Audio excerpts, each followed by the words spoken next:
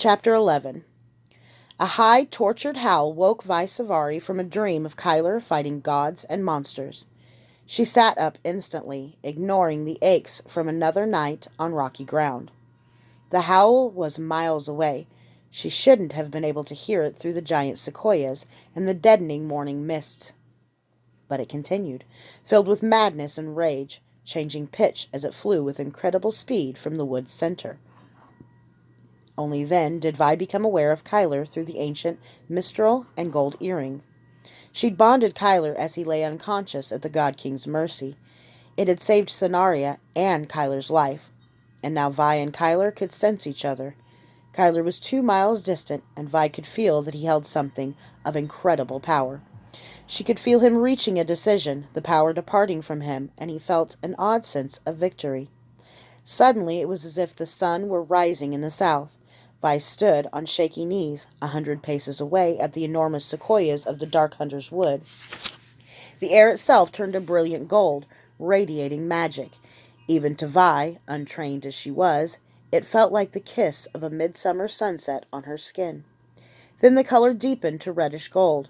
Every dust mote floating in the air, every water droplet in the mists was a flaming autumnal glory.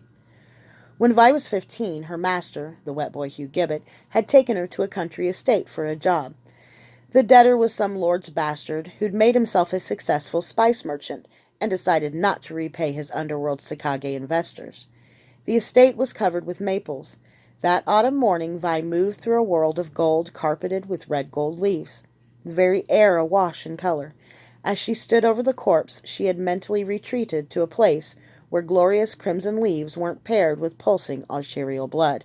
Hugh beat her for it, of course, and to those beatings Vi had mentally acquiesced. A distracted wet boy is a dead wet boy. A wet boy knows no beauty. The howl ripped through the wood again, freezing her bones.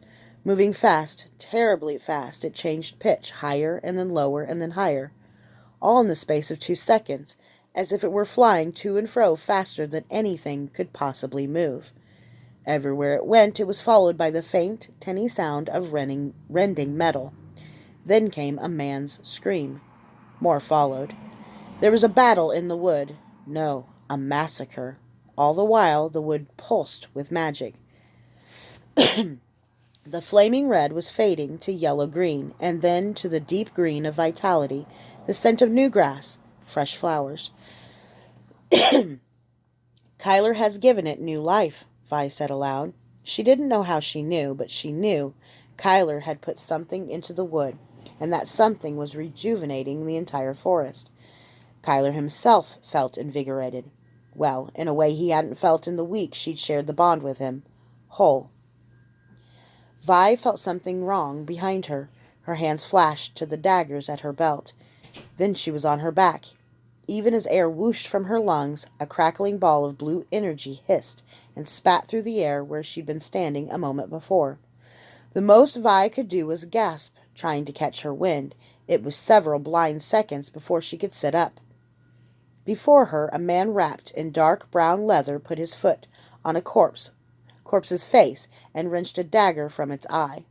The corpse was wearing the robes of a Caledonian Verdmeister, and black tattoo-like fur were still twitching under the surface of his skin. Vi's savior cleaned his dagger and turned. His feet made no sound. A multitude of cloaks, vests, pocketed shirts, and pouches of all sizes covered the man. All of them horsehide, all tanned the same deep brown and worn soft from long use.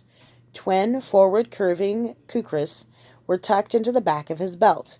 An unstrung scrimshaw short bow was slung over his back, and Vi could see numerous hilts protruding from his garments. He unlaced a brown mask that concealed all but his eyes and pulled it back around his shoulders. He had an affable face, wry, almond-shaped brown eyes, loose black hair, and broad, flat features with high cheekbones. He could only be a Yamuri stalker. Stalkers were reputed to be the greatest hunters of all the Yamuri horse lords. They were said to be invisible in the forests or on the grassy steppes in the east, where the Yamuri lived. They never shot prey that wasn't running or on the wing, and they were all talented. In other words, they were grassland wet boys. Unlike wet boys, they didn't kill for pay, but for honor. And fuck me if there isn't more truth to the stories about them than is to the ones about us. The stalker folded his hands behind his back and bowed. I am de Virahaman Ko Brumikawakazawi, he said with an odd cadence that came from growing up speaking a tonal language. You may hearken? Call, yes, call me Devi, he smiled. You are Vi, yes? Vi swallowed. This man had snuck up on her, a wet boy, and thrown her to the ground easily, and now he stood smiling and friendly. It was as unnerving as having a blue ball of death pass inches from her face. Come, Devi said. This place is safe no more. I will escort you. What are you talking about? Vi asked. Magic. Calls to? Asks to? Hearkens to? The demon of the wood. Devi wrinkled his nose. Vi knew what he meant, but she wasn't sure what word he was looking for. Beckons, he said, finding it. That beckon means death. That call, Vi said, putting his words together slowly. Magic called the hunter. The Verdmeister had used magic, and Vi was talented.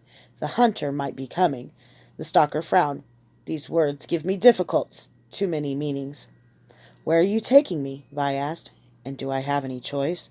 Her body relaxed to the Aetha's waking, and her fingers dipped casually to check her daggers on their way to brush the dirt from her pants. Except the daggers were gone. The stalker regarded her coolly. Clearly she hadn't checked casually enough. To Chantry. He turned and knelt beside the corpse, muttering under his breath in a language Vi didn't recognize. He spat on the man 3 times, cursing him not with foul words, as Vi cursed, but actually condemning the man's soul to some Yamuri hell. You wish to go? Devi asked, offering her the daggers. Yes, Vi said, taking them gingerly. Please. Then come. The demon hunts. It is best to leave.